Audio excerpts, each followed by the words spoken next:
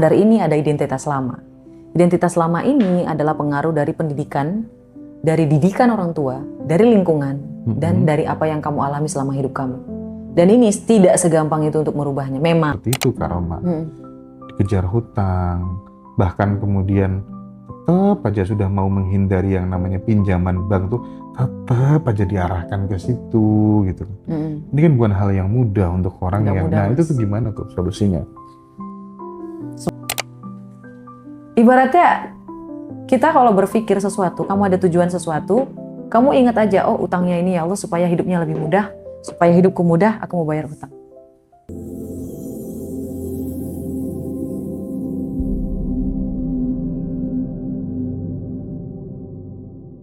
Supaya aku tetap bisa beli mobil yang baru meskipun penghasilanku UMR misalnya. Nah hal kayak gitu tuh hampir mirip sih. Ini penting untuk kemudian dibicarakan supaya jadi pelajaran juga buat kawan-kawan semua gitu Kak.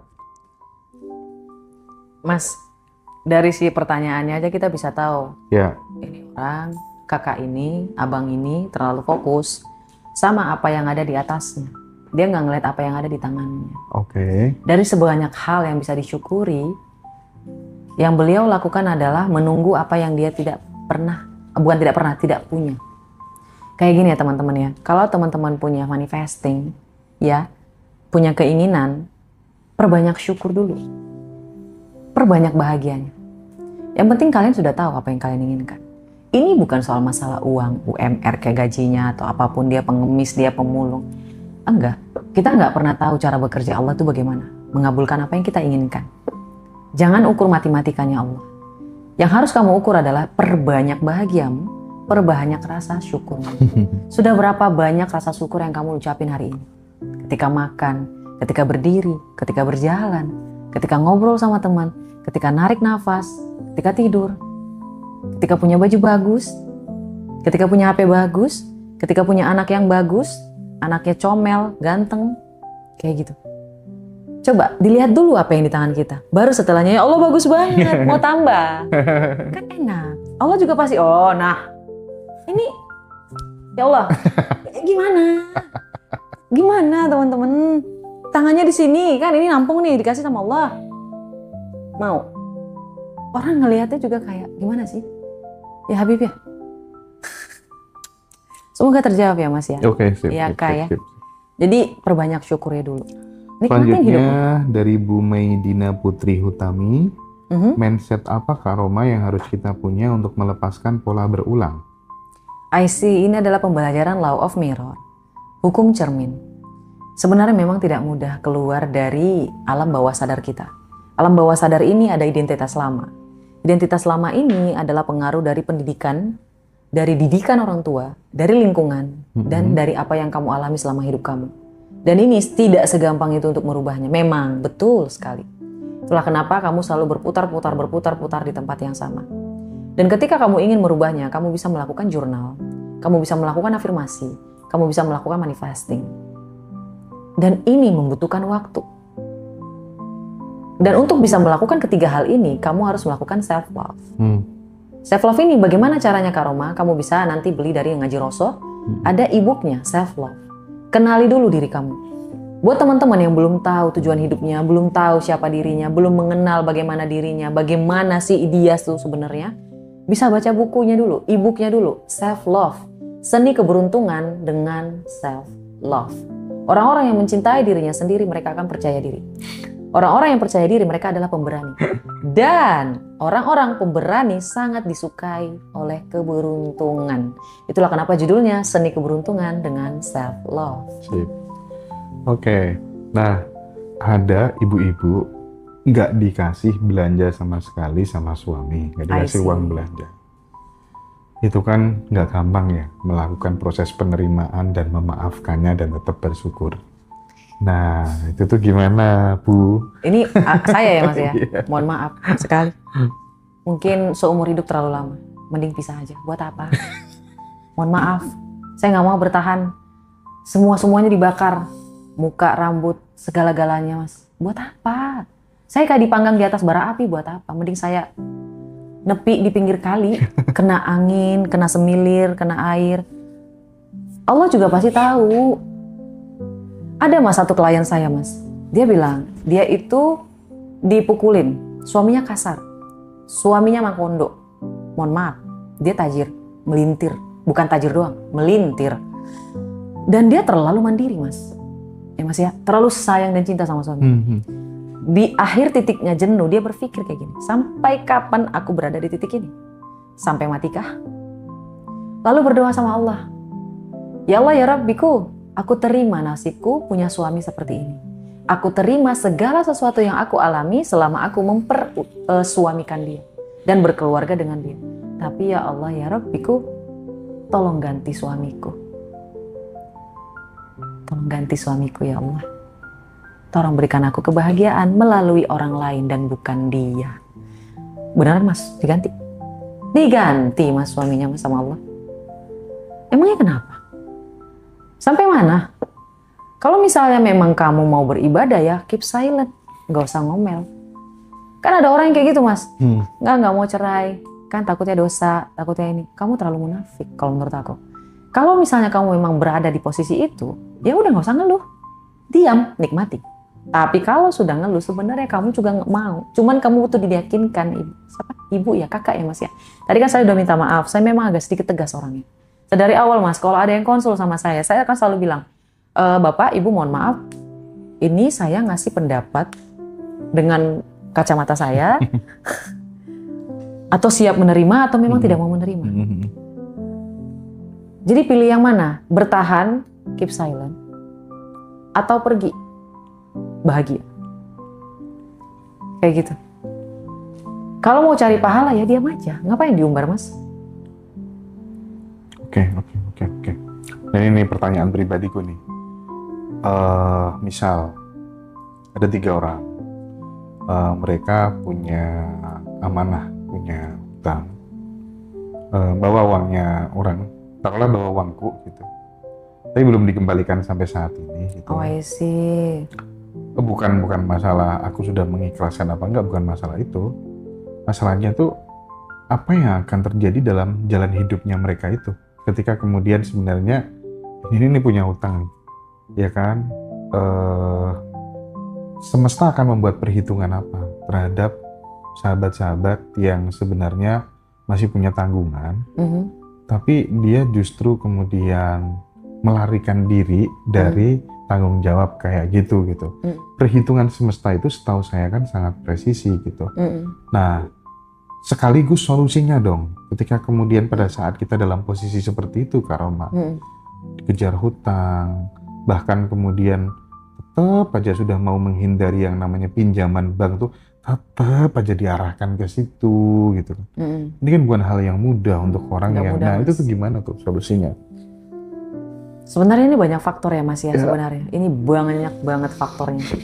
Kita runtut dulu ya mas ya. Yang pertama buat teman-teman, kalau ada orang yang menipu, ya, ada 2 hal yang bisa kamu lakukan. Yang pertama, kamu menempuh jalur hukum. Kamu menempuh jalur hukum. Itu yang paling pertama mas. Tapi masalahnya, ketika kamu menempuh jalur hukum, apakah kamu sudah siap rasa capeknya? Keluar tenaganya, waktunya, kayak gitu. Karena apapun keputusan kita mengambil keputusan itu kayak ibarat koin mas. Koin itu ada balik, depan, belakang. Jadi keputusan apapun yang kita ambil itu pasti ada resikonya. Dan ambillah resiko yang bisa kamu tanggung. Kalau kamu merasa, oh ini orang harus dituntut, oke, fine. Adukan dia. Ya, bisa menempuh jalur hukum kayak gitu. Bisa, kenapa enggak? Tapi kamu harus mulai memikirkan sesuatu. Apakah kamu punya waktu? Apakah kamu punya dana? Apakah kamu sudah siap tenaga? Dan apa akibatnya? Ini kita harus berpikir. Resikonya. Ini kan resiko ya mas ya. Resikonya apa? Apakah kita bisa tanggung apa enggak?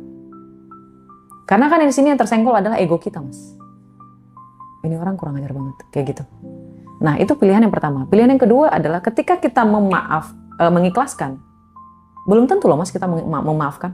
Karena memaafkan dan ikhlas itu 2 hal yang berbeda. Kita bisa mengikhlaskan kelakuan dia mas. Uang yang dia pinjam kita ikhlasin. Tapi kita tidak akan memaafkan attitude dia yang seperti itu. Terlebih dia adalah orang yang paling dekat dengan kita. Dan ini tenang aja teman-teman semuanya. Ini akan dibayar dengan banyak penjuru arah. Maksudnya gimana Kak Roma? Yang pertama adalah dia akan membayar di dunia. Rezekinya yang seawalnya seharusnya banyak, itu akan dialihkan kepada orang yang dia pinjami uang, Mas. Itu akan dialihkan, Mas. Dan dia akan dibuat sekering kerontang itu, Mas. Mungkin nggak hari ini, mungkin nanti. Tapi pasti itu terjadi. Dan kadang kayak gitu juga berimplikasi terhadap kesehatan juga ya. Yes. Mungkin kehidupan rumah tangganya, anak-anaknya, di masa tuanya, dan di penyakitnya. Itu dibayar di satu arah. Dan arah yang kedua adalah tidak ada yang gratis di muka bumi ini teman-teman. Tidak ada hutang yang tidak boleh tidak dibayar. Di penghujung hari itu akan diminta di Lauh Mahfuz. Itu akan diminta. Bayangin aja kamu sudah punya tabungan di akhirat. Saya pernah ngomong kayak gitu Mas. Jadi pernah saya ditipu Mas sama saudara saya. Mas tahu apa yang saya bilang ke dia? Saya akan mengikhlaskan uang yang kamu kasih. Tapi saya mohon maaf, saya tidak akan memaafkan tingkah laku kamu. Tapi kalau misalnya kamu membayar sekarang, saya tidak bisa, saya tidak mau, dia bilang gitu Mas. Oke, fine. Saya ikhlaskan uangnya dan kita akan bertemu nanti di Lauh Mahfuz. Silahkan bayar di situ. Nangis Mas. Nangis Mas, itu kejam banget loh perkataan kayak gitu Mas. Kurang kejam apa itu Mas? Nanti saya tagih di Lauh Mahfuz. Ya karena orangnya percaya Lauhul Mahfuz. Kalau nggak percaya nggak akan nangis. Dia nangis Mas, orang dia anak pesantren. Oh iya bagus berarti, contohnya tepat tuh. Itu akan terjadi Mas. Akan terjadi. Pasti. Mau dia ateis, mau dia punya agama atau enggak. Ya Mas ya, di penghujung hari itu pasti ada. Di penghujung hari itu ada. Mau kamu ada agama atau enggak, penghujung hari itu ada. Kalau kamu mau berdebat silakan, tapi saya akan pasti bilang penghujung hari itu ada. Hari akhir itu ada. Ya Kak Roma, kalau kita punya hutang tapi kita mau berusaha melunasi. Tapi saat ini guys, memang sedang berusaha Kak Roma. Lunasi. Gitu ya. Lunasi. Ya Allah, aku pengen bayar utang. Tolong bayarin. Permudah langkahku ya Allah, ya Rabbiku. Langsung kasih aja. Ya Allah, aku pengen cicil utangku bulan depan 5 juta. Ya Allah, aku pengen cicil utangku 10 juta. Tolong berikan aku. Tahu nggak sih Mas? Seminggu sebelum saya seminar, Mas, itu kan masih dikit yang daftar ya Mas? Iya. Masih 50 orang Mas. Saya berpikir kayak gini Mas. Ya Allah ya Rabbiku, yang daftar ini masih sedikit. Ya Allah, aku janji. Terus sampai aku bilang itu Mas, aku janji sama diriku sendiri, aku pengen sedekah ya Allah. Kalau bisa semakin banyak yang daftar, semakin banyak beras yang dikasih. Pikiran saya itu bukan seminarnya dikit orangnya Mas. Berasnya jadi sedikit Mas, cuma 50 biji gitu loh Mas. Dikit banget berasnya ya Allah, tolong diperbanyak orangnya. Oke. Nah 3 hari sebelum penutup Mas, itu masih 80 orang ya Mas ya. Saya masih mikir, 80 itu saya udah pernah ini Mas. Ya Allah tolonglah untuk pecahin rekor berasnya lebih banyak lagi ya Allah ya Rabbiku. Dikasih Mas. Gak tahu itu dari mana tuh. Ngebayangin aja itu banyak orang yang dikasih beras, banyak orang yang dikasih ini, kayak gitu loh Mas. Ibaratnya kita kalau berpikir sesuatu, kamu ada tujuan sesuatu, kamu ingat aja, oh utangnya ini ya Allah supaya hidupnya lebih mudah, supaya hidupku mudah, aku mau bayar utang. Kasih aja nominalnya, mau bayar berapa. Allah pasti mudahin. Rezeki ngalir Mas kalau kita mau bayar utang. Kan ada tuh Mas orang yang kalau misalnya nih Mas ngelihat nominal di HP Mas, wah 1 M. Terus dia nggak mau ngeluarin lagi Mas. Dia terlalu nyaman sama angka 1 M-nya. Ada loh Mas. Itu artinya kamu tidak bersahabat sama uang. Ya. Kalau menurut saya, ketika kamu melihat angka 1 M kayak gitu ya Mas ya. Kalau menurut saya Mas itu dipecah aja dibagi. Biar nanti 1 M lagi balik ke situ. Dan saya ngalamin Mas. Dipecah. Pecah tabungannya. Kemana-mana tabungannya ditabung. Biar yang ini sisa 500 juta nih misalnya ya Mas ya. Nanti diisi lagi sama Allah 1 miliar. Kalau aku jadi teringat ya. Ya aku diajarin sama temenku sih. Bikin rekening sekitar 10 rekening gitu ya. Iya Mas. Kan nih satunya udah ada 1M. Iya. Lu bikin 1M lagi, 1M lagi gitu ya. Dipecah-pecah aja guys, itu trik. Tolong jangan diperdebatkan, lakuin aja. Buktinya Mas Hendra ngelakuin berhasil. Kalau berhasil kenapa harus berdebat sih Mas? Saya bingung tuh ada manusia. Tiap orang tuh punya apa ya? Ya kecocokan masing-masing gitu ya. Kalau cocok ya udah. Kalau aja berhasil gitu. tiru. Kalau masih belum punya kapal feri jangan lawan arus. Ikutin arus dulu serius. Udah kuat nih, udah punya nih kapalnya nih. Lawan arus karena memang kayak kata Mas Hendra, orang-orang yang lawan arus adalah orang-orang yang terpilih. Ya, sebelum kamu terpilih, milih dulu. Baru nanti kamu yang dipilih. Memang hanya ikan besar yang berani melawan arus ya. Yes, kalau belum Mas. besar nggak berani ngikut. Kan sebelum ya. menjadi ikan besar, ikan kecil dulu Iya, Mas. ikan kecil dulu. Kecil dulu. Udah gede nih, baru lawan arus. Karena udah secure. Ih, pada seneng semua sama Kak Roma. Masya Allah, banyak tabarakallah. Semuanya karena Allah. ini.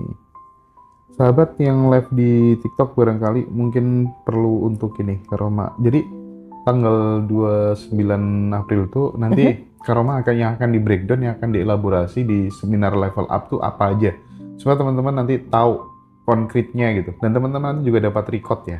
Silakan Kak Roma. Baik, sebenarnya ya guys, teman-teman semuanya, saya akan kasih kesempatan 3 kali sebenarnya untuk satu topik. Topik ini pernah saya bawa 1 kali, dan ini adalah yang kedua kali, dan terakhir adalah yang nanti ketiga kali. Kenapa kayak gitu? Karena saya sedang menunggu mereka-mereka yang membuka pikiran, membuka wawasan, agar mencoba sesuatu yang baru untuk merubah hidupnya. Jadi di sini teman-teman itu di break dulu dirinya. Yang akan dibahas di sini adalah Law of Mirror. Law of Attraction semuanya orang tahu, manifesting semua orangnya tahu. Tapi masalahnya, kebanyakan orang, banyak yang berhasil dan banyak yang tidak. Lebih banyak yang tidaknya daripada yang berhasil. Nah, bagaimana sih caranya agar itu berhasil? Dimulai dulu dari apa yang kamu rasakan, kamu pikirkan, dan kamu percayai. Ini di break dulu.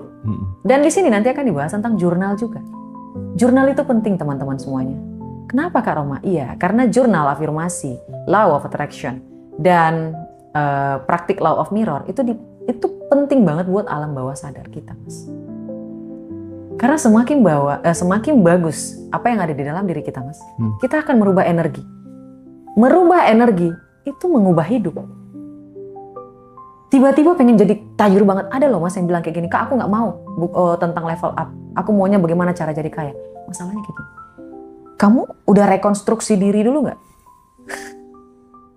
Dibenahin dulu dirinya. Benar-benar dibenahin supaya cawannya bisa. Nah setelah dari saya, bisa daftar ke yang Teh Febi Mas, yang kelayakan. Ibaratnya kayak saya udah siapin cawannya nih Mas, udah bagus nih cawannya, nampung ke Teh Febi, makin banyak airnya. Nanti nyambung lagi ke Mas Arifin, makin banyak lagi ininya. Itulah kenapa saya banyak orang ilmu Teh Febi, Mas Arifin dan Mas Arif, yeah. Maaf Mas Arif, saya mohon maaf. Saya memang agak sulit ingat nama. Itu kelemahan saya Mas. Makanya saya sangat-sangat mempersingkat nama itu seperti itu. Jadi saya harus butuh waktu berulang-ulang untuk nyebutin. Kayak Teh Febi dan Mas Arif, itu ilmunya luar biasa Mas. Tapi itu tidak akan bisa ditampung sama orang yang cawannya retak. Gak bisa Mas. Pasti ngangengong. Kayak gitu. Ngomong apa sih? Gak nyambung Mas. Ya gimana base-nya gak ada? Itulah kenapa saya kemarin waktu ngeliat ilmunya Teh Febi sama Mas Arif, saya bertekad. Saya akan siapin fondasi buat mereka-mereka yang mau menimba ilmu Teh Febi sama Mas Arif itu luar biasa. Cuma masalahnya cawannya belum bisa teman-teman. Jadi saling melengkapi ya Kak Iya Roma, ya? Mas, saya nggak mau berebut Mas, ngapain? Belum lagi nanti ditambahi sama Bosman Mardigu ya waktu di Rosso Bootcamp. Kebayang nggak Mas? Wah kalau aku tuh terus terang, aku punya keterampilan seni melipat gandakan penghasilan tuh dari Bosman sih. Masya Allah. Dan bahkan dulu di 2020 aku selalu bilang sama teman-teman dekatku, nanti Bosman tuh bakal aku podcast ya di Ngaji Rosso ya. Ya siapa Hendra dulu kan, dan alhamdulillah sekarang kita bisa berpartner gitu kan. Dan sahabat, nanti kita juga akan ada Ngaji Rosso Bootcamp sekitar di bulan Mei di Jogja, dimana nanti juga ada banyak hal. Kita ada materi vision board, kita ada meditasi inner child sama Teh Febi, sama Mbak Amanda, sama Bosman Mardigu, dan itu khusus teman-teman yang berjiwa muda ya. Nah kalau sama Kak Roma ya, kalau sama Kak Roma kita di tanggal 29 April. Khusus Jadi, online dulu. oke? Online dulu guys ya. Nah, tapi sebelum 29 April, teman-teman bisa hadir offline dan online di reuni Badan Revolution di Surabaya ya. Subhanallah. Jadi kita belajar tabarakallah. terus sahabat-sahabat ya. Dan tenang, yang nggak bisa datang bisa online ya. Kak Roma luar biasa Masya Allah, sekali tabarakallah. ya. Jadi Ya. Kak Roma tuh punya kebiasaan menarik teman-teman, habis kelas tuh selalu bagi-bagi beras gitu ya. Iya, siapapun yang ikut Bagi-bagi beras. kelasnya telah diwakilkan memberi beras kepada yang membutuhkan. Tapi saya lebih fokus kepada lansia, Mas. Karena saya ingin setiap ibu, ayah di muka bumi ini, Indonesia ini, merasakan punya anak yang memberi sama mereka, kayak gitu loh, Mas. Terkadang kan ada orang yang udah meninggal anaknya, anak yang nggak peduli sama orang tuanya, kayak gitu loh, Mas. Jadi saya lebih target ke situ, karena kan mereka di usia senja kayak gitu pengen nikmatin hidup loh, Mas. Nggak mau susah. Itu tuh kalau aku di Ngaji Rasa Peduli menyasar orang-orang yang juga kayak gitu. Jadi yang pekerjaan dia nggak punya, anak dia nggak punya, terus dia mau dapat makan dari mana? Betul, Mas. Sehingga aku sampaikan ke anak-anak di Ngaji Rasa Peduli, kita kalau ngasih nasi setiap hari, cari orang-orang yang seperti itu, Iya. rumahnya jelek, anak nggak punya, pekerjaan nggak ada gitu ya, minimal kita memberikan harapan hidup lebih panjang, umurnya biar lebih panjang dulu. Betul, Mas. Bahwa kemudian nanti pengen ada program yang lebih sustain, misalnya rumah layak huni atau kemudian beasiswa pendidikan dan lain-lain, itu next gitu. Tapi yang paling urgent sekarang adalah itu. Iya, Mas, betul. Ngasih beras, ngasih telur, kemudian ngasih Iya, nasi dan setuju, lain Mas, sebagainya gitu ya. Dan mudah-mudahan makin kesini Kak Roma, Iya. makin banyak orang peduli berbagi kanan kiri ya. Betul. Tidak hanya berpikir tentang dirinya dan keluarganya saja gitu. Karena menurutku itu rumus yang sangat simpel. Asal kamu menabur banyak, kamu juga akan dapat banyak kok. Gitu loh. Jadi kayaknya aku sudah cukup sangat yakin seyakin-yakinnya, asal mulai sekarang, mulai muda, kamu tidak hanya berpikir tentang dirimu, tapi memikirkan banyak orang, rezekimu pasti banyak nanti. Enggak Banyak, mungkin Mas. enggak, segaransi. Gitu ya. Banyak banget, dan ini adalah ilmu dari kelayakan dari Teh Feby. Ya, oke. Tapi kan logikanya, pada saat Karoma, kan bagi beras. Iya. Misalnya aku juga selalu, kalau aku tuh rumusnya dari dulu, selalu berusaha untuk bikin orang nangis bahagia. Misal sama ibu, ya Allah. Nah itu tuh aku selalu bikin kayak gitu tuh. Iya. Apapun caranya gitu. Setelah ibu sukses, setelah ibu bisa kayak gitu, mertua. Terus setelah itu tetangga, karena orang yang nggak dikenal. Nah itu kan kita kayak muncul rasa kelayakan, muncul semacam kayak berbunga-bunga mekar gitu. Diri kita tuh kayak mekar gitu. Merasa layak, otomatis self-image, self-esteem kita naik gitu loh. Betul, Mas. Jadi nggak jomplang antara self-ideal, self-image, dan self-esteem-nya gitu. Betul, Mas. Ya kan? Itu cara yang simpel menurutku. Simpel banget, Mas. Tapi nggak akan bisa dilakukan sama orang yang merasa kekurangan terus. Nah, Saya selalu ngerasa saya cukup, Mas. Jadi makanya saya bisa bagi-bagi sama orang lain. Karena saya ngerasa kebahagiaan saya ternyata bukan di uangnya, Mas. Tapi kemampuan saya bisa ini, bisa itu, terus saya berhasil melakukan bisnis saya berhasil melakukan tujuan hidup saya kayak gitu, Mas. Uang itu ngalir. Uang itu ngalir, teman-teman. Jangan fokus ke uang.